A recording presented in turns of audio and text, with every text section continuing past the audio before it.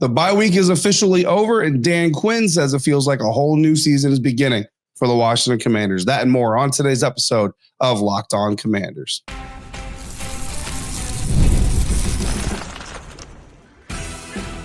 You are Locked On Commanders, your daily podcast on the Washington Commanders. Part of the Locked On Podcast Network, your team every day. Welcome inside today's episode of Locked On Commanders, part of the Locked On Podcast Network, your team every day. I'm your host, David Harrison, covering the Washington Commanders for Sports Illustrated's CommanderGameDay.com. Also helping out this season with WUSA9.com's local coverage of the team. And I'm here with you every Monday through Friday. I greatly appreciate you coming through.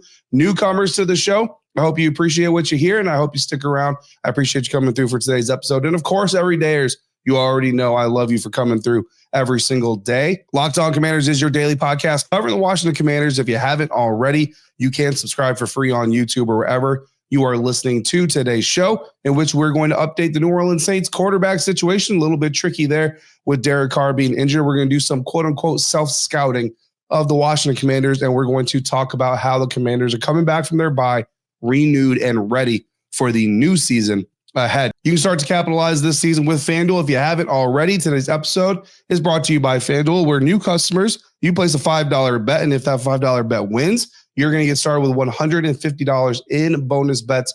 Go to FanDuel.com to get started today. It's a new season, says head coach Dan Quinn, as the Washington Commanders came back. Got a little bit of bonus work in on Monday. Still technically week 14, still technically on the bye week, week 15 officially beginning on Tuesday. So Dan Quinn compared coming back to work on Monday as the first day of school. Said there was a bounce, said there was an energy about the guys coming back, and that's really encouraging to hear. You know, the team is very happy to experience that. I was happy to hear that on Monday, and you should be happy to hear that as Commanders fans, because this is when the season really begins. There's an old adage and a saying and a belief that in the National Football League, the season really begins after Thanksgiving for teams that are in competition. Basically, you've got teams that start preparing for the NFL draft after Thanksgiving. You've got teams that start preparing for this new season, quote unquote, after Thanksgiving. And you've got teams that are kind of stuck in purgatory, like the New Orleans Saints, who technically are not out of the playoff race, but they just lost their starting quarterback, and they're this weekend's opponent for the Washington Commanders. So they're kind of stuck in this no man's land of, we're not bad enough to fully go into tank mode and NFL draft mode, and not that players would ever actually tank. And you've got the situation where they're still technically alive in the NFL playoff race. Look, looking at the Washington Commanders, December football is still the most important period of football in the NFL schedule, even with the extra week added on to the regular season schedule. And right now the Commanders are already 1-0 in December with that win they had over the Tennessee Titans before they went into their bye week. They've got 3 games left in December. They've got at the Saints this weekend, then back-to-back home games against the Eagles and the Atlanta Falcons.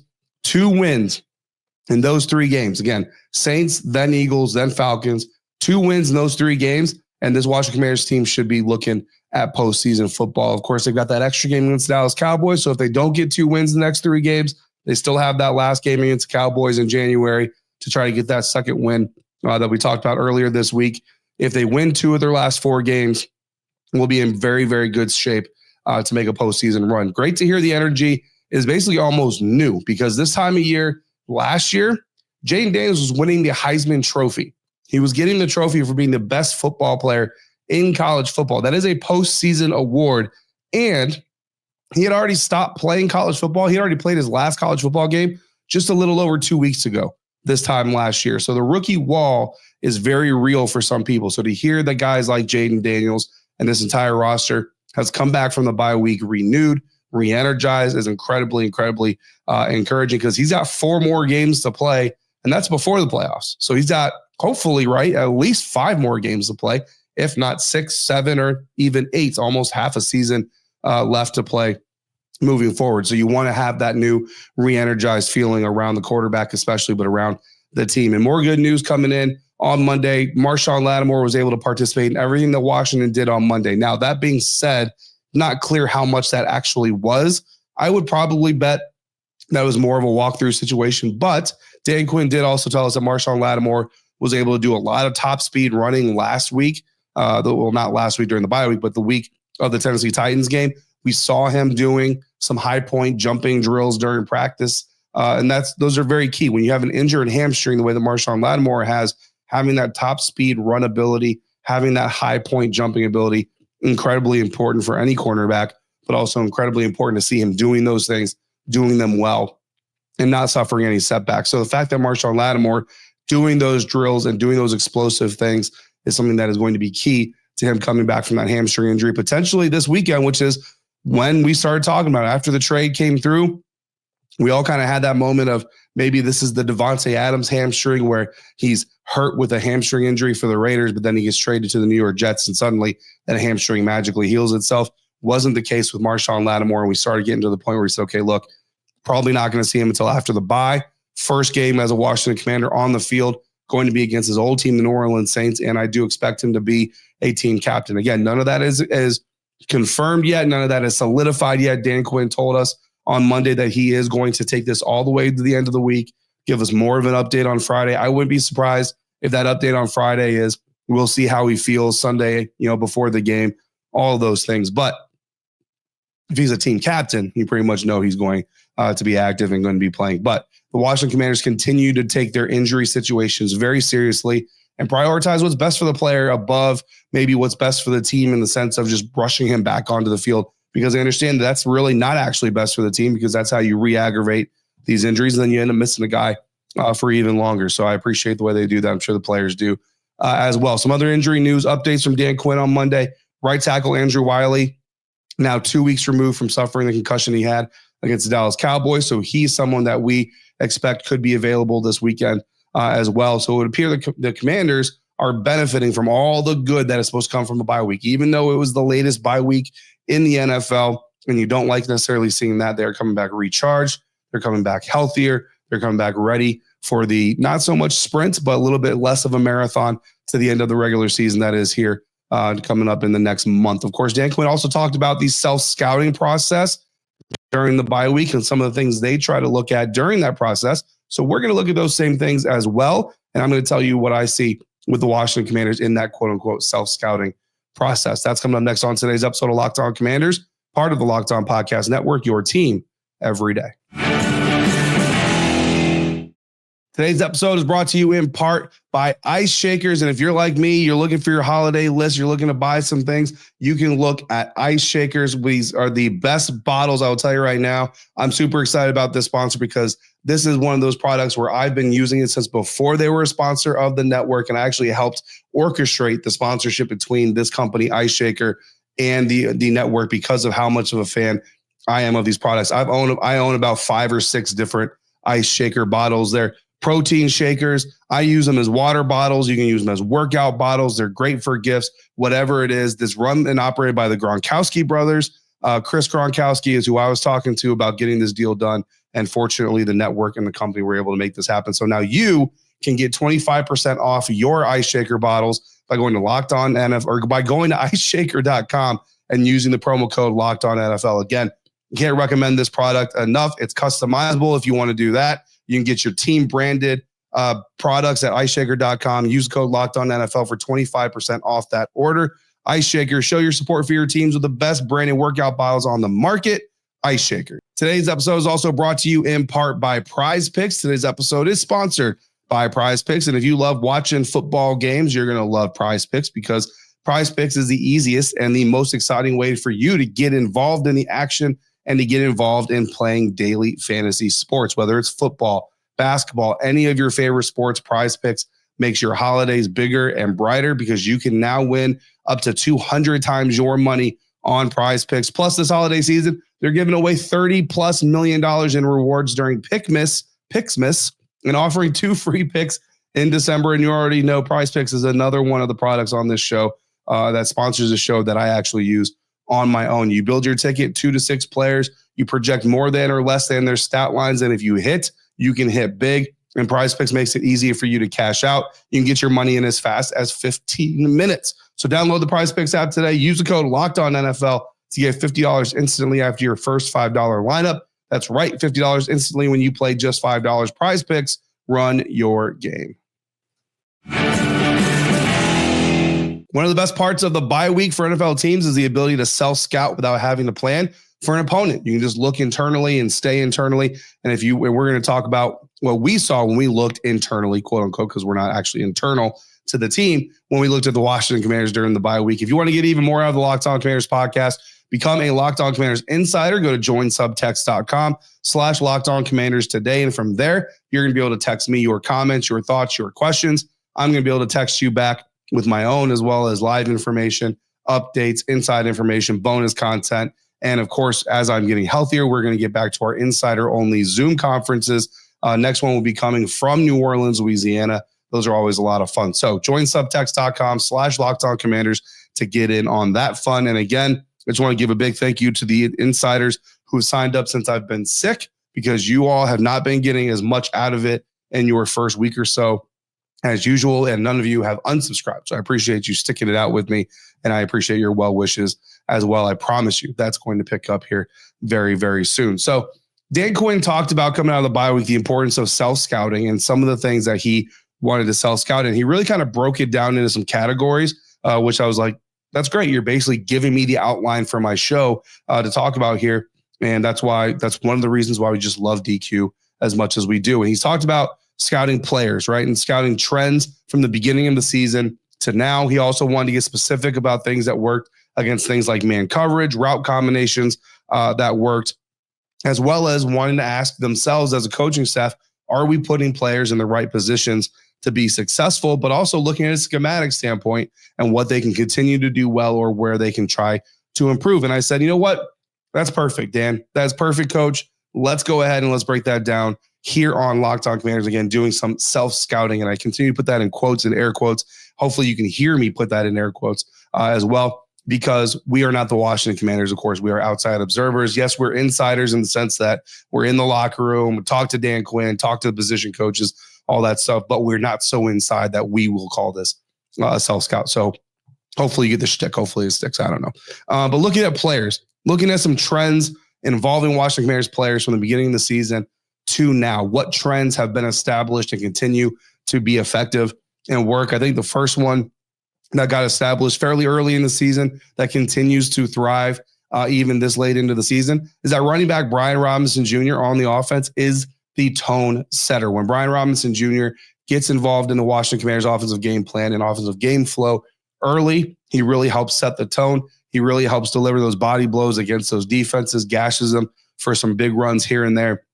And then it's able to kind of condense the defense a little bit and really give this offense confidence, really keep them above or ahead of the chains, ahead of schedule, all those things, and really gives rookie quarterback Jaden Daniels a lot of good platforms to operate off of. And I think that's something that moving forward is going to be just as impressive or just as important. Now, of course, the thing that you worry about and the thing that always every team worries about when they have a tone setter like Brian Robinson Jr. is health. And unfortunately, B-Rob has had to deal with some health issues this season, but he's looking healthier, obviously ran really well against the Tennessee Titans early on. They were able to turn to Chris Rodriguez Jr., which I think is going to be incredibly important moving on in the season, is not only having B-Rob there to set the tone, but also picking and choosing and understanding when we can let him rest, when we let his body heal, when we let him not take as much punishment to save him and preserve him running down the season. Next thing that I looked at, chip blocks, helping this offensive line. We all came into this season, training camp, all this stuff, a little bit concerned about the offensive line, not from a functional standpoint, because we hadn't really seen the offensive line function at that point in time, but just looking at the amount of turnover on the front line and some of the players, Nick Allegretti, yes, coming from the Super Bowl pedigree. Love the fact that he played through that last Super Bowl with an elbow injury and was able to kind of go through it, but was a backup the entire time he was there. So there's some concerns there. How is he going to hold up to being an everyday starter when defenses are actually scheming up against him and getting all that tape against him? And I think something that the Washington Commanders have done that's been really smart is employ a lot of chip blocking, and chip blocking is certainly something that's done across the National Football League, but I would venture to say the Washington Commanders probably do it more than most do. And it's something that I think has been very effective, especially helping, again, rookie left tackle Brandon Coleman. And it's helped that interior offensive line not have to worry as much about helping the exterior guys, Andrew Wylie on the right side, Brandon Coleman on the left side, or Cornelius Lucas on the left side, and be able to kind of really focus on that interior protection, which is where defenses really like to get after quarterbacks. Terry McLaurin being the catalyst for big game success. I think it is not in the realm of overstating to say that when Terry McLaurin gets going, this offense gets going at its best. And that is something that I think you saw get unlocked again against the Tennessee Titans, and hopefully is something that Cliff Kingsbury is going to continue to work on, continue to scheme up ways that when defenses come out with the focus of taking Terry McLaurin away, they're going to be able to find ways to get him involved. Anyway, Dante Fowler Jr. and Frankie Luvu have been a offensive backfield wrecking crew for this Washington Commanders defense. That trend, it's fair to say, didn't start all that early this season. I think earlier this season, there was some concern over the pass rush, some concern over the ability to impact the opposing quarterback. But certainly since they've kind of come alive, Dante Fowler Jr., Frankie Luvu have been wrecking shop on an almost weekly basis. And it's funny because we talked about this earlier in the season. There were some fans in weeks 1, week 2. They were kind of like, bro, like Frankie Luvu had all this hype and I'm not really seeing it because it wasn't really hitting the stat box. But I remember talking to Frankie early in the season and I was like, man, like, I'm trying to explain to fans who, you don't see things from the person to person, the super critical eye. And that's fine. That's not what fans are supposed to watch the game for. And I'm like, trying to show you he's hitting the A gap and blowing up this run play where he's not getting the tackle, but he's the catalyst behind it. Or he's blowing up this screen pass and allowing Bobby Wagner to corral this running back in the backfield. And Frankie and I had that conversation. And we talked about how those plays that maybe don't show up in the stat box are super important. And I think fans have started to see those impacts made by Frankie as well. But also the plays that do impact the stat box have started to come a lot more and a lot more consistently for Frankie, which of course is super important as well. So really happy that fans are started to and have been really enjoying watching Frankie play for this defense here this season. Internal penetration, disrupting rushing attacks. Earlier in the season, we actually saw the Washington Commanders kind of try to use that internal defensive line as kind of a hold the anchor, hold the point, allow the second level defenders to really disrupt the rush. And it wasn't really working all that well. So they've kind of moved to where they want the initial penetration and initial disruption to come from that front line. And perhaps that was the plan all along. It just wasn't being executed as well. That is certainly possible as well. But either way, that has really helped this run defense over the last recent weeks, especially against guys like Saquon Barkley, where again, you look at the stat line and you say they didn't stop Saquon Barkley. But if you actually watch the game, for about 3.5 quarters, they really did contain that Philadelphia Eagles offensive attack. And it was because of some of that early penetration on those rushing downs that they were able to do that. And then, of course, the Washington Commanders secondary containing explosive passes among the best in the National Football League is something that we like seeing established. Some of the things that Dan Quinn wanted to get specific about, looking at things that work against man coverage, obviously offensively, you're talking about receivers. Terry breaking parallel to the line of scrimmage instead of running everything vertical. And not say he was running everything vertical, but the more he breaks parallel to the line of scrimmage, the better it is against that man coverage. Receivers turning their numbers to the quarterback, giving them that wide target instead of that narrow target has certainly been helpful. Some route combinations that we've seen be effective this season. Terry lining up outside still a lot, but breaking inside with an outside route combination, pulling help away from him has certainly something that's been effective in recent weeks. Zach Ertz taking advantage of cleared out middles of the field thanks to those route combinations and off of play action has been very effective as well in getting the tight end the ball. Again, there's some people who kind of lamented about Zach Ertz not maybe taking advantage of those opportunities much. Totally get that. And then there's underneath opportunities following those chip releases that the Commanders haven't really utilized as much, but they're certainly there. And I think we could see them get utilized a little bit more moving forward. Dan Quinn also asked himself, where are we putting guys in the right place to be successful? I think Terry McLaurin is a big part of that conversation, making sure he's in the right place to be able to be as effective as possible. But also, I want to see the improvement of use of guys like Chris Rodriguez Jr., like we saw against the Tennessee Titans, and Ben Sinnott. We've been kind of calling for increased usage of Ben Sinnott, and in spots we've seen it, but I think we still need to see them unlock a little bit more of him here this season. Mikey Haener still, his move to the outside. I mean, it's really hard to be a rookie cornerback in the NFL, but the fact that he was able to do it inside and also shift outside for his team, super impressive. Noah Igbenogany, I think, is better inside than Benjamin St. Juste is outside, which is why, going back to our previous conversation, I think that when Marshon Lattimore does get on the field, whether that's this week or another week, it's going to be the combination of Lattimore, Haener still enigma primarily on the field. Dante Fowler Jr. in that Micah Parsons role has worked out really well, which is a little bit surprising given the journeyman reputation that Dante Fowler has. Sheldon Day, Dan Quinn on Monday called him a glue guy. Sheldon Day is someone that I've really enjoyed getting some roles, some rotations on the defensive front. And then looking at the schematics point, using the front line to penetrate against the run game, we already kind of talked about it, has been a great increase.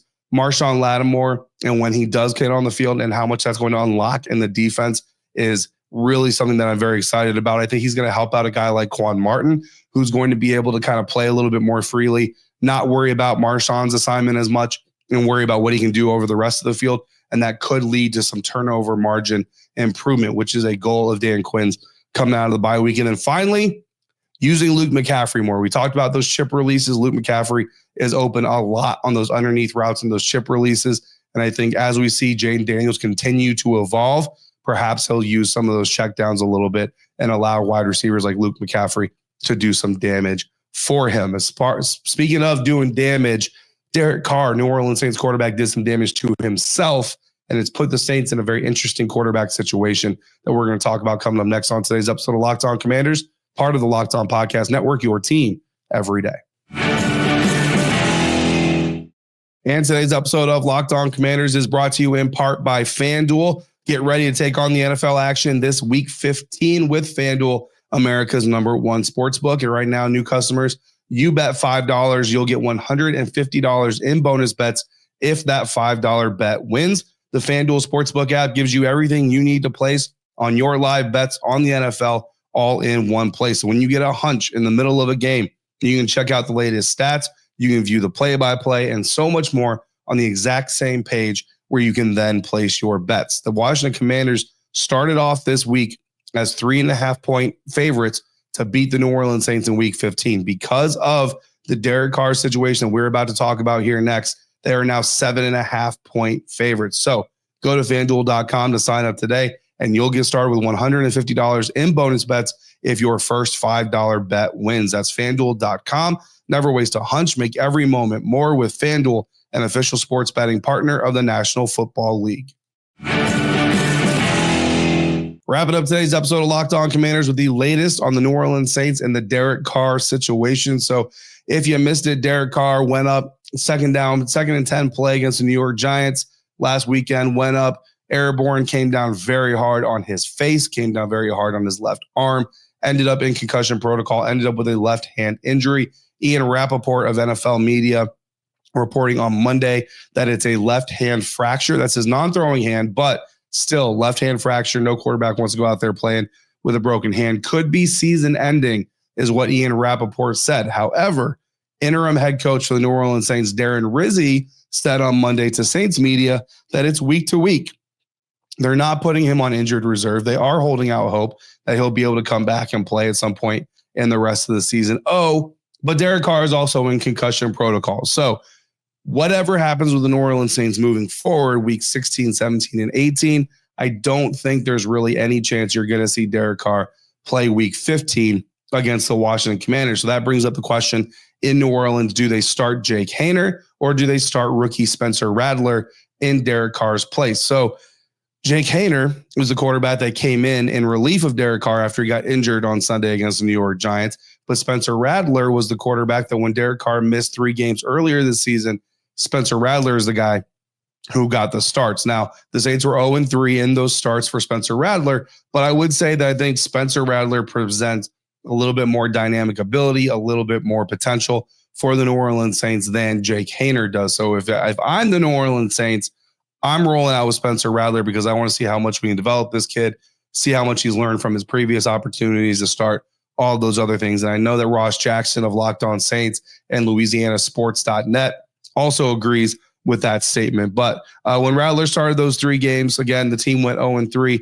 Haener in his few appearances, 48.3% completion rate, 1 touchdown, no interception, but he's only got 29 pass attempts this season. Rattler has a better completion rate, 59.6%, has thrown 1 touchdown, 2 interceptions on 99 pass attempts. And again, Rattler, more of a mobile threat than Haener, although Haener does have some rushing stats as well. So that's the latest on the New Orleans Saints situation. Ian Rappaport saying that this injury could be season ending, but Darren Rizzi saying no, it's week to week and we're not putting him on IR. I think some of that is gamesmanship. But I think if you're the Washington Commanders, I think you're pretty confident that you're going to face either Spencer Rattler or Jake Haener. So we'll continue to monitor that situation as the week progresses. Then, of course, Ross Jackson of Locked On Saints and I will get together this Thursday for our crossover episode. So all that information is going to be coming up next. Our next episode, we're going to do a little bit of a deeper dive on how the Saints look with Spencer Rattler, how they've looked with Jake Haener, and how they differed between when Derek Carr is out there. Again, we've talked to Joe Witt Jr. in the past about preparing for teams that have injuries at key positions.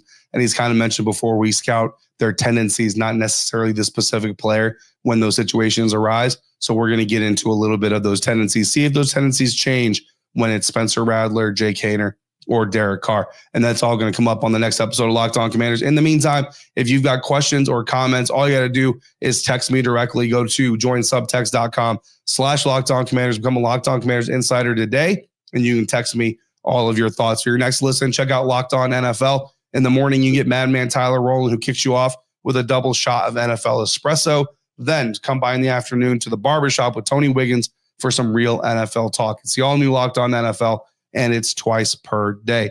As always, thank you for making Locked On Commanders your first listen of the day, every day. Thanks for coming through every single day. Until we speak again, if you're out and about, please be safe, be kind, and I will see you right back here next time for another episode of Locked On Commanders, part of the Locked On Podcast Network, your team every day.